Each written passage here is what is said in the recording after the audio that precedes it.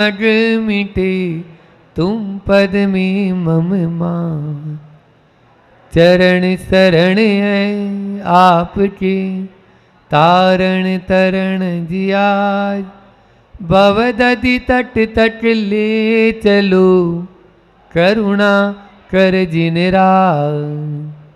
बोली मंडी भामोरा के बड़े बाबा आदिम तीर्थंकर आदिनाथ भगवान की, मूल नाइट 8008 श्री चंदा प्रभु भगवान की, परम उपकारी संत शिरोमणि आचार्य गुरुवर विद्यासागर जी महामुनिराज की, परम पूज्य मुनि श्री 108 दुर्लभ सागर जी महाराज की, पूज्य मुनि श्री 108 निरंजन सागर जी महाराज की। कल अपन ने चर्चा की आपस में कि स्वर्ग के सुख कैसे होते हैं। तो स्वर्ग के सुख वैसे ही होते हैं जैसे स्वर्ग में होते हैं, नाके नाको कसामी हुए, ऐसा वहाँ पर आचार्य पूज्यपाद स्वामी द्वारा अपन को बताया गया। अब जब स्वर्ग में सुख होते हैं तो फिर उन सुखों में तो खूब आनंद आता है, क्योंकि वो तो सर्वश्रेष्ठ है। अपन ने मंडलिक महामंडलिक चक्रवर्ती तीर्थंकर फिर भोगभूमि मध्यम उत्तम और उनसे भी चढ़ते चढ़ते फिर देवों में भी व्यंतर ज्योतिष और फिर आगे उसमें भी और ऊपर वैमानिक देवों में भी जयवेट सर्वार सिद्धि तक चले गए। तो फिर तो इन पंचेंद्रिय के विषयों में खूब सुख होता है, होता होगा। ये लौकिक में मान्यता है कि विषयों में सुख है। इन हाँ, ये जो हमें वैभव मिल रहा है इसमें सुख है, वास्तव में वो सुख नहीं है। पारलौकिक दृष्टि से देखा जाए तो वो सुखाभास है। कल हमने यहाँ पर छोड़ा था, आज उससे आगे एक कहानी के माध्यम से अपनी बात को प्रारंभ करते हैं कि एक बार एक सेठ जी थे। अब वो सेठ जी का चौराहे के बीचों बीच, शहर के बीच में चौराहे पर अच्छा बढ़िया मकान था। उस मकान को आग लग गई, मकान जल रहा है और सेठ जी दुखी हो रहे हैं। तभी बड़ा बेटा आकर बोलता है, पिताजी दुखी मत हो, क्योंकि हमने और छोटे बेटे ने मिलकर कल ही इस मकान का सौदा कर दिया था, अपन इसको बेच चुके हैं। अब वो दुखी होना बंद हो गए, क्योंकि मकान अपना है ही नहीं, तो काहे के लिए दुखी हुए। इतने में छोटा बेटा फिर दौड़ता दौड़ता आया, बोले पिताजी आप लोग क्या कर रहे हो, मकान जल रहा है और आग बुझाने का पुरुषार्थ भी नहीं कर रहे हो। तो बड़े बेटे ने समझाया, भैया कल ही तो अपने सामने एग्रीमेंट हुआ था, तुम भी तो बैठे थे उसमें और अपन दोनों ने ही तो इसका सौदा किया है। बोले भैया आपको मालूम नहीं है, रात ही में वो वापस आया और वो सौदा कैंसिल करके चला गया, मैं आपको बताना भूल गया। अब पिताजी फिर से रोने लग गए, दुखी होने लग गए। बोलो क्या मकान में सुख और दुख था? है? किसी भी व्यक्ति से या वस्तु से हमको सुख और दुख नहीं है, केवल ये हमारी कल्पना मात्र है। ये हमारे प्राचीन पूर्व के संस्कार ही ऐसे हैं, उसी को निबद्ध करके यहाँ पूज्यपाद स्वामी गाथा में बोल रहे हैं, वासना मात्र में वेतत् सुखम दुखम च देहिनाम तथा युद्वेजयन्ते ते भोगा रोगा इवापदी। इन मतलब जो है देही नाम, ये जो देही नाम एतत् सुखम तु वासना मात्र, वासना मात्र। संसार में जो ये सुख और दुख हम मान रहे हैं, ये मात्र एतत्, यह मात्र ही वासना, वासना है, केवल मात्र। वासना का अर्थ है कल्पना, वासना का अर्थ है संस्कार, वासना का अर्थ है कुटेव, है ना, पुराने कुटेव। आप लोगों ने पूजा में रोज पढ़ते हो ये पंक्ति में, बोलो कहाँ पढ़ते हो, याद है किसी को? हाँ, विनय पाठ में आती है ना, राग सहित जग में रुल्यो वीत राग मेटो अबे, मेटो नहीं भेटो अबे, मेटो राग कुटेव। ये है वासना, राग की कुटेव, राग की लगार, राग के संस्कार, ये अनादिकाल से भगवान चलते आ रहे हैं, वहां से लिया हमने इसको, कुटेव है। तो ये जो हमारे भीतर में जो संस्कार चलते ही आ रहे हैं वह है वासना। वही सुख और दुख का हम कारण मान लेते हैं। सुख दुख वास्तव में कल्पना है हमारी, वो वास्तव में वस्तु में सुख नहीं है, वस्तु तो सामने है ही। माँ ने कहा, माँ से बार बार बेटा कोई वस्तु मांग रहा है और बहुत चाह रहा है लेकिन माँ दे नहीं रही है, ठीक है ना, वो उसकी प्रिय वस्तु है, बहुत प्रिय वस्तु है, लेकिन फिर भी नहीं दे रही है। फिर एक दिन सोचा चलो अब इसको दे देते हैं, दिला देते हैं, दिला दिया, लेकिन उसी दिन क्या हुआ, परिणाम आए, और परिणाम में वही हुआ जो नहीं होना चाहिए था। अब वो वस्तु तो मिल गई, माँ ने जो उसको उम्मीद थी वो वस्तु दे दी, लेकिन अब वह बात नहीं रही, अब वह बात उस वस्तु के प्रति नहीं रही। एक तो पा लिया, दूसरा परिणाम जैसा आना चाहिए था, मतलब पास होना चाहिए था, उसकी जगह फेल हो गया। अब वो पसंद आएगा? मन में हो ठेस तो हर बात बुरी लगती है ना। मन में किसी प्रकार की यदि अपने में ठेस पहुंच जाती, और भी लाइनें हैं लेकिन वो लाइनें आप लोग बाद में सुनाएंगे कभी, ठीक है। मन में हो ठेस तो हर बात बुरी लगती है। जैसे ही मन में, फिर सामने कितना ही अच्छे से अच्छा रसगुल्ला भी है तो उसका रस गोल हो जाता है, गोल हो जाता है, फिर वो रस नहीं आएगा। अभी तक तो उसको यानी उसका उसमें ध्यान था उस रस की तरफ, और बड़े चाव से उसको लेना चाह रहा था, लेकिन अब मन में बात अन्य आ चुकी है, घर बना लिया है। इसलिए सुख और दुख को हमें समझना है। ये दो बातें यहाँ पर है कि वासना मात्र है, और दूसरा तथा युद्ध वेदी अंत्य भोगा रोगा, जो भोग हैं वे रोग के समान हैं, वे रोग के समान हैं। वेदयंती मतलब उद्वेदयंती, रोग के उत्तेजित करने वाले हैं। जैसे गरीब आदमी को यदि मान लीजिए रोग हो जाए, ऐसे भोग बताए, भोगों की कैसी बताया कि हम, हाँ मतलब यानी जो है इवा आपत्तिजनक है, आपदी, इव आपदी, इव आपदी मतलब आपत्ति की तरह है, वो आपत्ति को देने वाले हैं। जितने भी भोग हैं वो आपत्ति को देने वाले हैं। हम उसमें सुख मान रहे हैं लेकिन वो कल्पना मात्र है, वो वास्तव में सुख है नहीं। भोजन करते हैं, वहां पर आचार्य उमा स्वामी महाराज भी कह रहे हैं कि प्रतिकार, प्रविचार का नाम क्या है, पीड़ा प्रतिकार है, इति प्रविचार है, पीड़ा का प्रतिकार मात्र प्रविचार है। हाँ, वह दुख को केवल भुलाने जैसा है।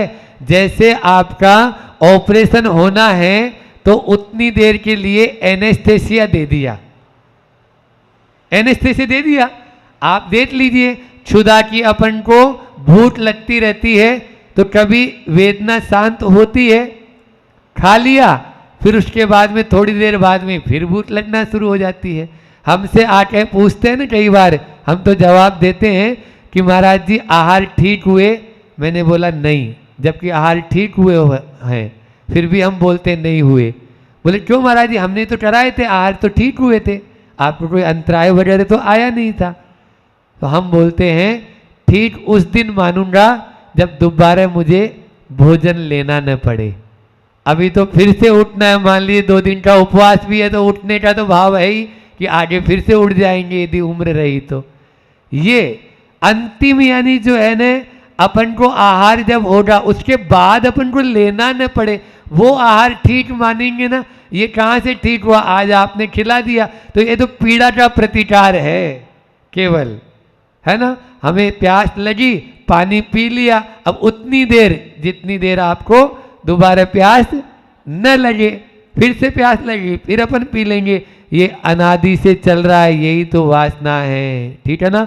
इनको अपन को नहीं मानना है। देखो सुख कैसे बताए, वहां पर रत्नचंद श्रावकाचार्य में आचार्य समंतभद्र स्वामी कह रहे हैं, कर्म परवसे शांते दुखे रंतरितोदय पाप बीजे सुखे नास्ता श्रद्धा नाकांक्षा स्मृता, आता है ना वहां पर।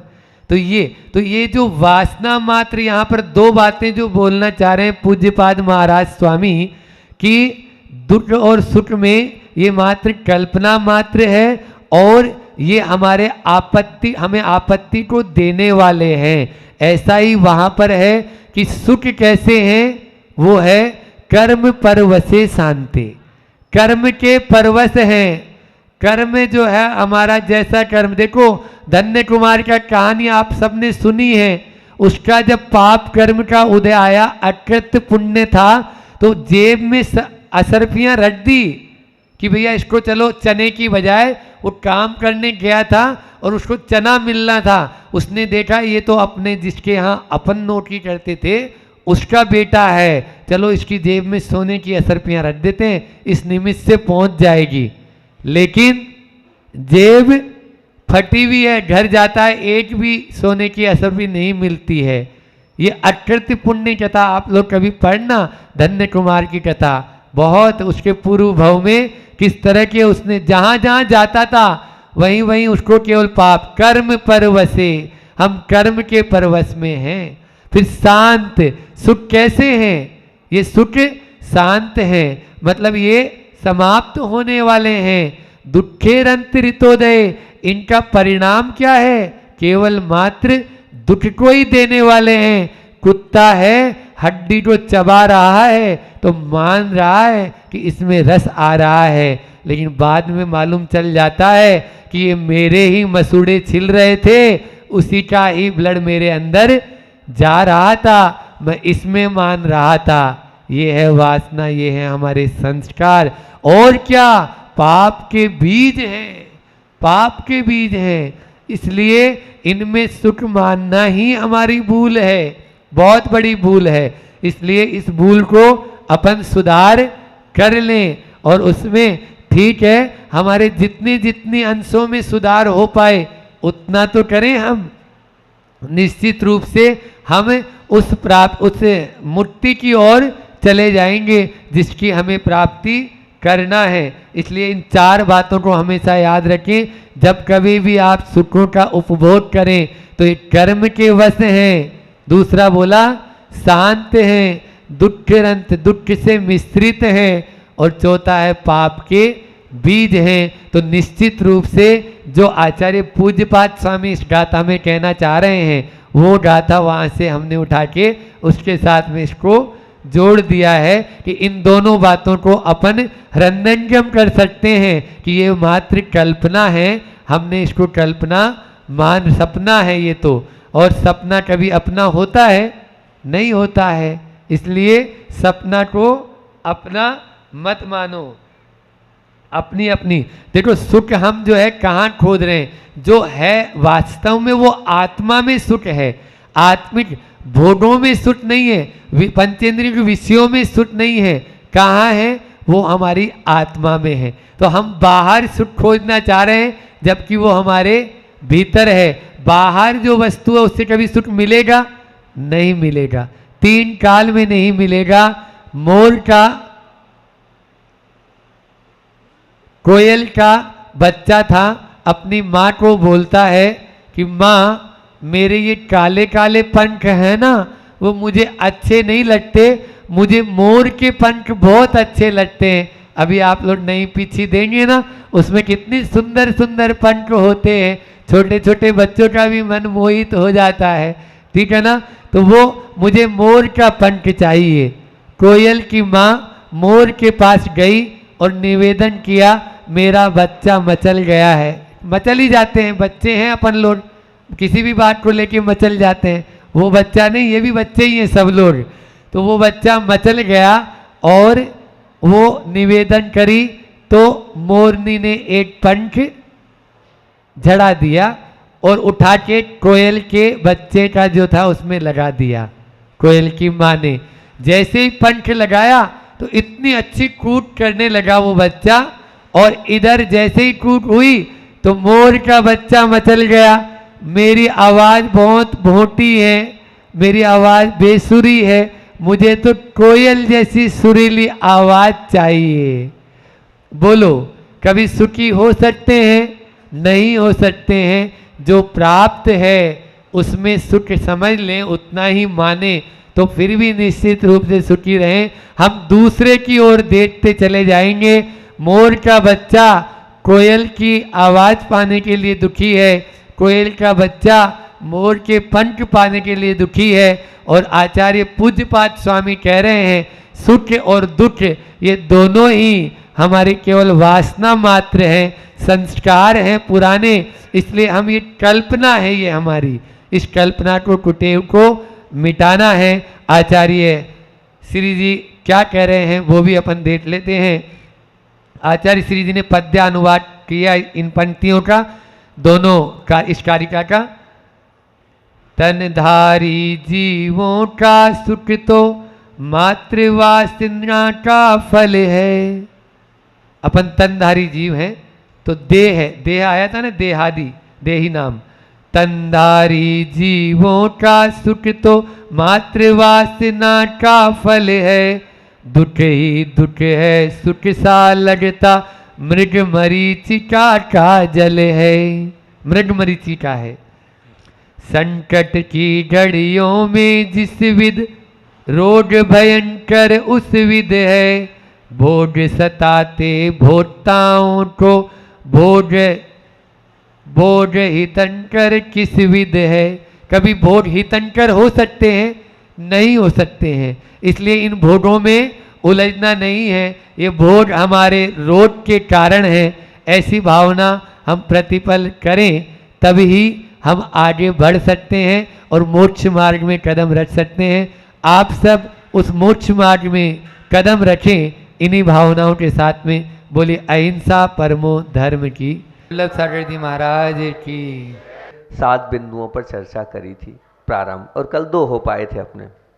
2 में सबसे पहले लिया था हमने, क्या लिया था?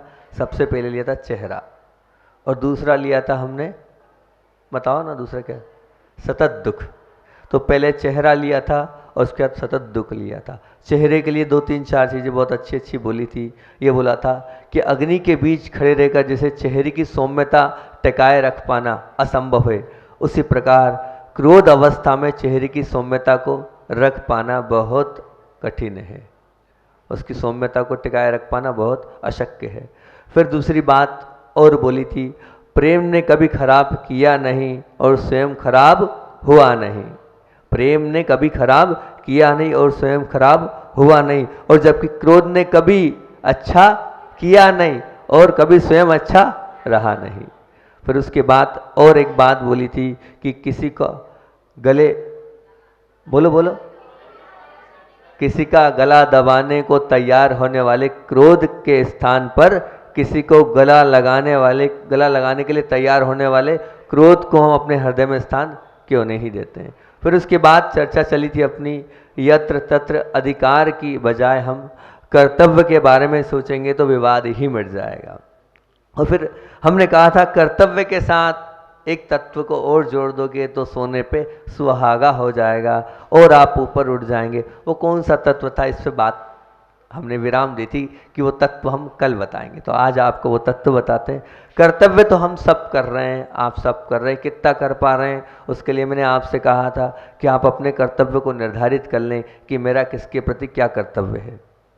वो पूरा समझाया था कि हाँ, एक अपनी लक्ष्मण रेखा बना ले कि मैं एक एक विद्यार्थी हूँ तो मेरा कर्तव्य क्या है, मैं एक बेटा हूँ तो मेरा कर्तव्य क्या है, मैं एक पत्नी हूँ तो मेरा कर्तव्य क्या है, मैं एक पिता हूँ तो मेरा क्या कर्तव्य है। सबके अपने अपने कर्तव्य है और उन कर्तव्य को आप एक रेखांकित कर लें और प्रतिदिन चिंतन करें, मनन करें कि मैं उन बिंदुओं पर क्या उतर पा रहा हूँ या नहीं उतर पा रहा हूँ। अब उस कर्तव्य के साथ एक तत्व को और जोड़ दें तो वो कर्तव्य बहुत अच्छा हो जाएगा। वो है प्रेम। वो क्या है? प्रेम। प्रेम से क्या तात्पर्य भी अपन समझते हैं। अधिकार की बात चल रही थी तो अपन 3 बिंदुओं पर बात करते हैं। पहली चीज़ है अधिकार, दूसरी चीज़ है कर्तव्य और तीसरी चीज़ है प्रेम। अधिकार में कार्य टलता है, कर्तव्य में कार्य होता है, परंतु प्रेम में तो कार्य अच्छी तरह होता है। कैसे? अधिकार में कार्य टलता है, आपने किसी पे अधिकार पूर्वक कहा है, जरूरी नहीं है कि वो आपकी बात और आपकी आज्ञा को माने, वो कार्य टाल भी सकता है। अब वो कर्तव्य मान के कर रहा है तो उसका कार्य होगा, लेकिन वही कार्य कर्तव्य के साथ उसमें प्रेम का पुट जुड़ जाएगा तो वो कार्य बहुत अच्छी तरह से होगा। कार्य तो कर रहा है, कर्तव्य से कर रहा है, लेकिन कर्तव्य के साथ अंदर से उसमें प्रेम झलक जाए, प्रेम का पुट आ जाएगा तो वो कार्य अपने आप बहुत अच्छे से होगा। अधिकार में संघर्ष है, कर्तव्य में संपर्क व्यवहार है, परंतु प्रेम में शांति है। क्यों? क्योंकि अधिकार जब भी होगा तो अधिकार जहाँ जहाँ भी आएगा वहाँ संघर्ष के बिना नहीं होगा, संघर्ष को लिए अधिकार रहता है। लेकिन कर्तव्य जहाँ आप करते हो तो निश्चित तौर से जहाँ आप अपने कर्तव्य के प्रति सजग होते हो तो सब बोलेंगे बहुत व्यवहारिक है, ये अपने कर्तव्यों का बहुत अच्छे से पालन करता है, मानना पड़ेगा ये व्यक्ति बहुत अपने जीवन को सुचारू रूप से जी रहा है। इससे आपके व्यवहार सब जगह बहुत अच्छे बनेंगे। लेकिन वही कर्तव्य के साथ प्रेम जुड़ गया तो आप स्वयं भी शांति का अनुभव करोगे। आपके कर्तव्य से दूसरा प्रसन्न हो रहा है, दूसरा आपको कह रहा है वाह वाह, लेकिन उस कर्तव्य से अगर आपने स्वयं ने प्रेम का पुट डाल दिया तो आपको स्वयं को भी शांति का अनुभव होगा। जब, क्योंकि आप खुद उस प्रेम में खुद लग जाओगे, जब आप खुद उस प्रेम के साथ लग जाओगे, वो कर्तव्य आपके लिए क्या एक प्रार्थना का कार्य करेगा। वो कर्तव्य आपके जीवन में क्या करेगा, वो आपके लिए आगे बढ़ाने का काम करे। जब अंदर से श्रद्धा होगी तब वो कार्य करेगा। अधिकार में पीड़ा है, कर्तव्य में थकावट हो सकती है, परंतु प्रेम से युक्त कर्तव्य में आनंद ही आनंद है। ध्यान रखना, अधिकार में हमेशा पीड़ा ही पीड़ा है। क्यों? आप चाहते नहीं हैं मुझे ये करना है, लेकिन मुझे किसी के दबाव में करना पड़ रहा है। वो जो दबाव है वो आपको पीड़ा देगी। और कर्तव्य में थकावट भी हो सकती है। अब क्या, मजबूरी है, मेरा कर्तव्य है, मुझे करना पड़ रहा है। क्यों? क्योंकि गृहस्थी में हूँ मैं और मुझे ये सब कुछ करना पड़ रहा है। ये क्या है? ये कर्तव्य में पड़ रहा जो शब्द आ रहा है ना, ये थकावट पैदा कर देगा। आप कर तो रहे हैं लेकिन बेमन से कर रहे हैं, तो ये थकावट कर्तव्य दे रहा है। और लेकिन उस कर्तव्य के साथ प्रेम आ गया, नहीं मुझे माता पिता की सेवा करना है, ये मेरा कर्तव्य नहीं, ये मेरा पुण्य है। वहाँ प्रेम आ गया है, ये मेरा पुण्य है कि मुझे क्या करना है, मुझे करना है मेरे माता पिता की सेवा करना है। प्रेम के साथ, स्नेह के साथ, प्रफुल्लता के साथ आप उस कर्तव्य को कर रहे हो। मुझे पूजन करना है, करना पड़ रहा है क्योंकि महाराज जी ने नियम दिया है, ये करना पड़ रहा है। अब कर्तव्य है, गुरु की बात नहीं मानूं तो, लेकिन उस कर्तव्य के साथ अगर श्रद्धा और प्रेम जुड़ गया तो आनंद आ जाएगा। रात्रि भोजन का त्याग करना पड़ रहा है, कर्तव्य है क्योंकि मैं जैन हूं, ये कर्तव्य है। लेकिन कर्तव्य के साथ भक्ति जुड़ गई, श्रद्धा जुड़ गई, प्रेम जुड़ गई, आस्था जुड़ गई तो वो बहुत पावरफुल होगा। तो वो आपके लिए बहुत आगे बढ़ाने के लिए, ऊंचा उठाने के लिए कार्य करेगा। लेकिन कब? जब उसके साथ प्रेम जुड़ेगा। अगर आप फर्ज मानकर, मतलब जहां केवल फर्ज समझकर मेरा ये मानना है, स्वयं की सोच है, कि जहां केवल आपने फर्ज समझकर या कर्तव्य मानकर किया, वहां सफलता तो मिल सकती है, इसमें कोई दो राय नहीं, क्योंकि आप बहुत जुझारू हो कर्तव्य करने के लिए और आप कर रहे सब। परंतु ध्यान रखना, प्रसन्नता की अनुभूति नहीं होगी। प्रसन्नता की अनुभूति कभी नहीं होगी उसमें। प्रसन्नता की अनुभूति जब होगी जब कर्तव्य को प्रेम पूर्वक करोगे। आप उस कर्तव्य को जब आप प्रेम पूर्वक करोगे तो आपको प्रसन्नता की अनुभूति होगी। फर्ज या कर्तव्य में संघर्ष होता है, होगा। फर्ज या वो जो फर्ज कह सकते हो उसको, या कर्तव्य कह सकते हो, एक ही बात कि मेरा फर्ज है, मुझे करना चाहिए, मेरा कर्तव्य मुझे करना चाहिए। उसमें संघर्ष भी हो सकता है, उसमें आवेश भी हो सकता है, उसमें उत्तेजना भी हो सकती है, सबकी संभावना है। लेकिन ध्यान रखना, प्रेम पूर्वक किए हुए कर्तव्य में किसी प्रकार की ऐसी कोई नुकसान की संभावना ही नहीं रहेगी। तो प्रमुखता से ध्यान रखना, अगर हम कर्तव्य कर रहे हैं, कैसे करें? अंदर से, भक्ति से करें, प्रेम से करें, स्नेह से करें, आस्था से करें, तो उसका फल दुगना नहीं 100 गुना मिलेगा, 100 गुना मिलेगा। ध्यान रखना, प्रेममय अंतःकरण, लिख सकते हैं इस चीज को चाहो तो। प्रेममय अंतःकरण शक्ति की नहीं अपितु प्रसन्नता की आकांक्षा करता है। जहां आपके अंदर आपका जो अंतःकरण है प्रेममय रहेगा, तो उस प्रेममय अंतःकरण में शक्ति, किसी शक्ति की आवश्यकता नहीं है, या किसी बल की आवश्यकता नहीं है, कोई ज़्यादा शूरवीरता की आवश्यकता नहीं है, परंतु वो क्या, वो सिर्फ प्रसन्नता की आकांक्षा करता है। अर्थात क्या होगा, अगर आपके अंदर प्रसन्नता आपने प्रतिष्ठित कर लिए, तो वहाँ क्रोध आने का कोई प्रयोजन ही नहीं होगा। क्रोध तब आता है जब वहाँ पर प्रसन्नता नहीं रहती है। जब क्रोध आता है, कब आता है? जब वहाँ प्रसन्नता नहीं रहती। अगर आपने अंतरकरण में प्रेममय अपने अंतरकरण को बना लिया, तो ध्यान रखना, फिर ये जो आंखें हैं ना आपकी, इन आंखों से अमृत झलकेगा। इसलिए आप निर्भय बने, किसी का डर नहीं होना चाहिए। और किसी का डर कब नहीं होगा? जब आप अपने स्वभाव में क्रोध को स्थान नहीं दोगे। जब आप अपने स्वभाव में क्रोध को स्थान नहीं दोगे, तब जाके आप निर्भय बनोगे, तब जाके आप निर्भीक बनोगे। निर्भीक बने, निर्भय बने, तभी हमारा जीवन सार्थक होगा, और तब होगा जब हम क्रोध को छोड़ेंगे। एक बात और मेरे समझ में नहीं आती है, जब हमारे यहाँ के लोग, कमेटी के लोग आप लोगों के पास जाते हैं दान मांगने के, बड़े बाबा के लिए दान दे दो, तो आपके तो बाद में बताएंगे पिताजी नहीं है, पूछते हैं विचार चल रहा है ना, ऐसा सब बोलते होंगे। मंत्री जी, अध्यक्ष जी, कोषाध्यक्ष जी जब जाते होंगे तो आप घुमाते हो, है ना, कहते हो कि अभी देख लेते हैं, अभी पुराना देना है। टालम टोल, इसको क्या बोलते हैं? टालम टोल, टालम टोल बोलते हैं ना, यही शब्द है ना, या टाल मटोल, जो भी कहना हो, है ना, घुमाना। तो मतलब जब ऐसे अवसर आते हैं दान जैसी स्थिति के, तो आप टालम टोल कर देते हो, घुमा देते हो, उसको बाद में कह देते हो, इस प्रकार से कहते हो। पर मेरा ये प्रश्न है, जब क्रोध की स्थिति आती है तो आप ऐसा क्यों नहीं करते? अभी नहीं करना, समझते हैं बाद में, अभी पापा नहीं है, पापा रहेंगे तब क्रोध करेंगे हम, अभी नहीं करना, कोई सपोर्टर नहीं है, तब आप ऐसा क्यों नहीं करते हो? है? तब ऐसा करो ना आप, तब नहीं करेंगे महाराज जी। आखिर ऐसा क्यों? तो इसके हालांकि बहुत सारे उत्तर हैं, फिर भी 4 उत्तर आपको देता हूं मैं इसमें, कि उस समय टालम टोल क्यों नहीं करते हम, उस समय हम घुमाते क्यों नहीं, उस समय पिताजी को याद क्यों नहीं करते, उस समय पूरे परिवार को याद क्यों नहीं करते हैं, वो वाली बातें क्यों होती है? तो 4 चीज़ें ध्यान से सुनना। पहली बात पूरी करता हूँ, अगर समय रहा तो चारों बात कर लेंगे, नहीं तो कल तो ही अपने पास, है ना, कल करेंगे, जितनी होगी उतनी सही।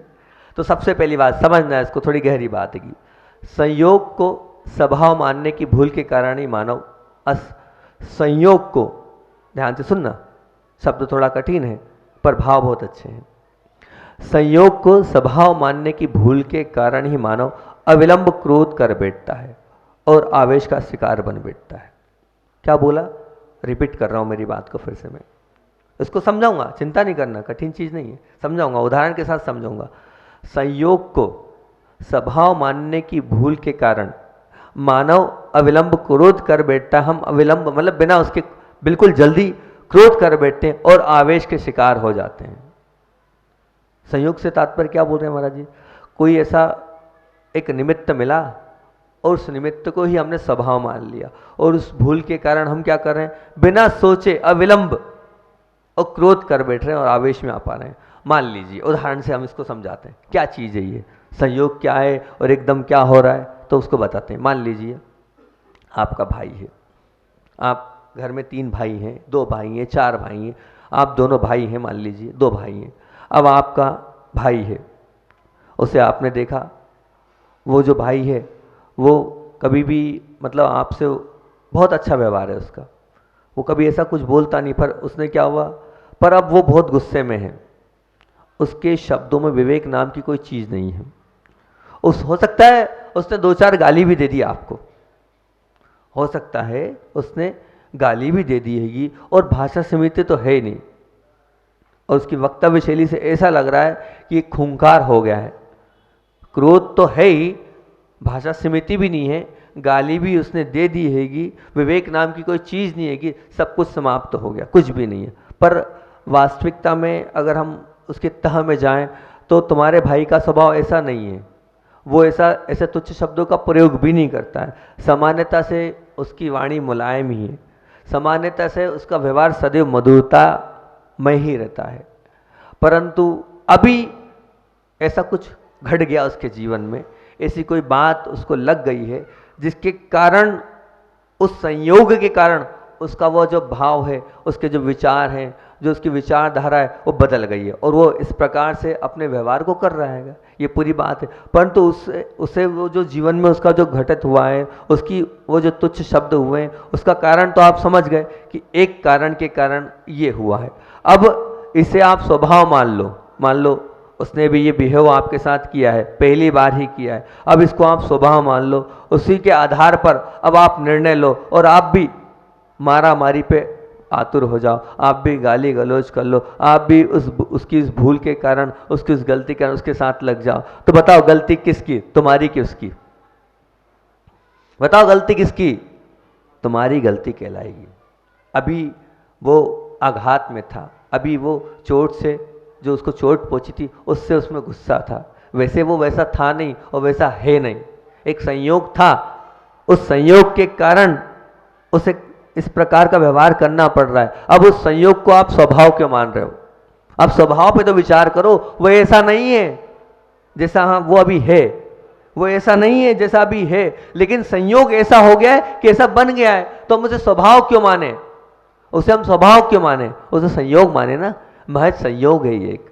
उसे हम ये सोचे ना, ये जो घटिया विचार हो रहा है ये इसका स्वभाव नहीं है, एक कारण है, किसी वजह से, किसी महज संयोग की वजह से वो ऐसा बन गया है। लेकिन ये क्रोधी नहीं है, ये तो बहुत अच्छा है, ये क्रोधी नहीं है, ये तो बहुत अच्छा है। इसके विचारों में तो हमेशा इसके विचार इस प्रकार के होते ही नहीं है, परंतु क्या करें, इस प्रकार का संयोग मिल गया, इस प्रकार से संयोग के कारण ये इस प्रकार का हो गया। जिसने ऐसे जीवन में इस संयोग को स्वभाव नहीं माना, उसका जीवन सफल हो जाएगा, उसके जीवन में क्रोध कभी नहीं आएगा, उसके जीवन में क्रोध कभी स्थान ही लेगा। वो संयोग मानते रहे, मतलब किसी के जीवन में कुछ खराब दिखता भी है ना, उसका स्वभाव नहीं माने, क्या माने? संयोग मानकर छोड़ दें, तो क्रोध पैदा होगा ही नहीं और सामने वाले के प्रति आपको दुर्भाव भी पैदा नहीं होगा। क्रोध के साथ साथ जो दुर्भाव होता ना, वो दुर्भाव भी तब नहीं आएगा जब आप ये मानोगे कि ये संयोग था।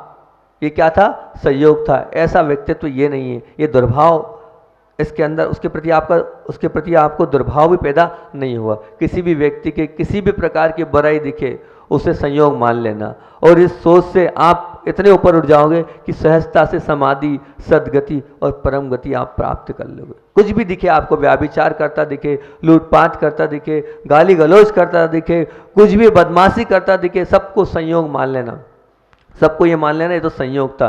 किसी ने विश्वासघात भी आपके साथ किया, क्रोध मत करना, सिर्फ संयोग मान लेना, कोई ना कोई कारण से इसने इस प्रकार से किया होगा। तो अगर आपने अपने जीवन में अगर इसे संयोग स्वीकार कर लिया तो ये मान के चलना आप दुर्ध्यान से और दुर्भाव से बच जाओगे।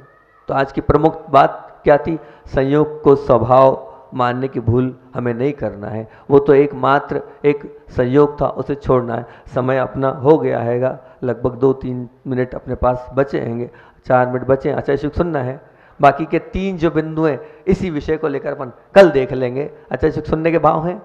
हाँ, ये लोग भी बैठे हैं। असल में जो सल्लागाले वाले बच्चे आए ना पूरे, ये रोज निमावर में आते थे, आगम सागर जी ने भेजा था इनने, पुनीत सागर, शेष सागर जी ने, इनको कुछ ना कुछ बताना, रोज कुछ ना कुछ सुनने, मोटिवेशन में, और कुछ आचार्य श्री के संस्मरण सुनने डेली हमारे पास आते थे। 15-20 मिनट का समय इन पूरे बच्चों के लिए था। अभी तो बहुत कम है ये, उस वक्त 20-25 रहते थे, है ना? कितने? 20-22 थे, 16 थे, ठीक। उतने पूरे बच्चे लोग रोज सुनने आते थे, अच्छा लगता था तब, ठीक। उन्हीं के निमित्त से एक और संस्मरण सुना के अपनी बात को विराम दूंगा।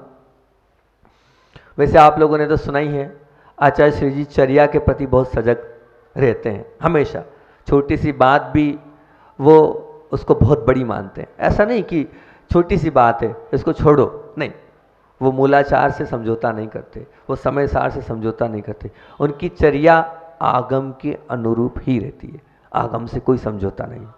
और एक ऐसा मैंने करीबी से उस चीज़ को देखा, मुझे लगा कि गजब है ये गुरुजी की सोच, इतना बड़ा निर्णय इतनी जल्दी कैसे ले लिया। मतलब मैं खुद भी उस चीज़ को देखकर आश्चर्य, मैं नहीं पूरा संघ इस निर्णय को देखकर आश्चर्य, एक जरा सी बात में इतना बड़ा निर्णय, कहाँ क्या और कहाँ क्या, वो मैं आपके सामने रखता हूँ। हम लोग विहार करते हुए भाग्योदय पहुँचे और निश्चित तौर से भाग्योदय में इतना बड़ा भव्य जिनालय बनना था। चतुर्मास तो पूरा पक्का था ही, और चतुर्मास पक्का हो भी गया, और चतुर्मास की पूरी तैयारी भी हो गई, सब कुछ हो गया। वहाँ पर पांडाल बन गया, कलश आ गए, और भोजनशाला आदि बन गई, मंच आदि सब कुछ बन गया। महाराज लोग भी पूरी व्यवस्था से कि गुरुजी को कहाँ रुकना है, सबका अपने हिसाब से, क्योंकि चतुर्मास के 8 दिन बचे, अब कहाँ जाना है, यहीं रहना है। और हम लोगों की भी धौला जय धौला की जो क्लास चलती वो चालू हो गई।